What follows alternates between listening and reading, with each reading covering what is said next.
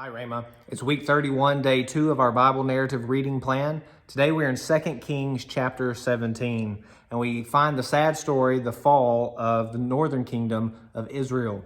Now, this has been prophesied long before, and God in His mercy has delayed, but now the time has come. We're told here in verse 1, a timeline. This is taking place in the 12th year of Ahaz, king of Judah, but remember, that's the southern kingdom.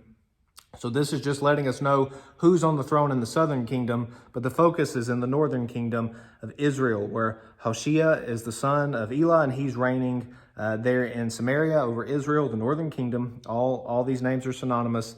And the text tells us he did what was evil in the sight of the Lord, yet not as the kings of Israel before him. So we're not told clearly what that means, but we're told ultimately the verdict is that he does evil in the sight of the Lord.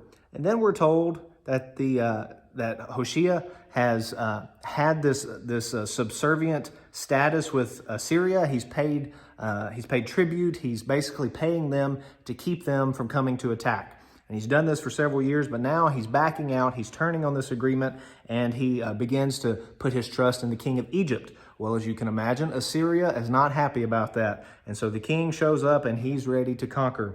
And we find that this is exactly what's happened, and the nation of Israel, the northern kingdom, falls. They are taken captive. Now, the political commentators of the day, the cultural commentators, they could have told you all sorts of reasons. Here's why the ambassadorship failed. Here's why our diplomatic relations, our foreign diplomacy has failed. But ultimately, the author, the divine author of 2 Kings, has this to say. Verse 7, this occurred because the people of Israel had sinned against the Lord their God. This is the reason that the northern kingdom falls. And the author of 2 Kings reminds the reader of all that God has done for them. He is the one who's brought them up out of the land of Egypt under the oppressive hand of Pharaoh. He's the one that has freed them from their slavery, the one who has saved them, and yet they've continually rebelled against him. And the author goes through over and over and over and tells all these different ways that they have failed, and ultimately it's because of their false worship.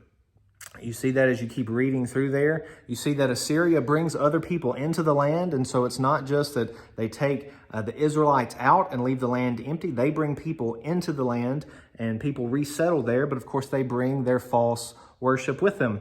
But you notice the text teaches that God was worshiped as one of many alternatives.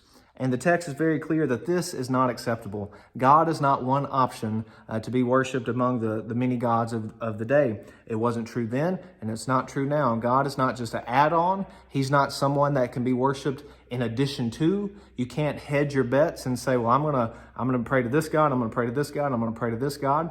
And you might think, well, of course, we don't do that now, and perhaps we don't do it in the sense that they did of a God of the rain and a God of the crops and these sorts of things. But we do put our trust in many other things besides God. We might put our trust in our health or our trust in our money. We might put our trust in all sorts of things, making gods out of these things.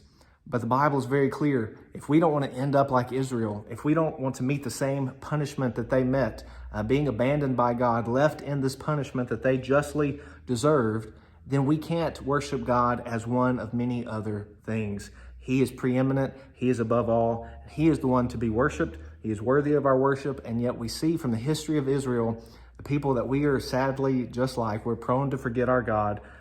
As they sinned against God, they ultimately received the punishment that they deserved.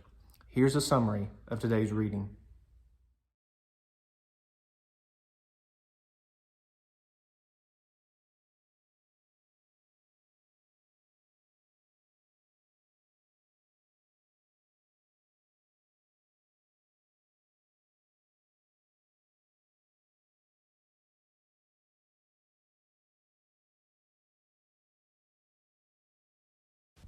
For more information, go to tunemyheart.org.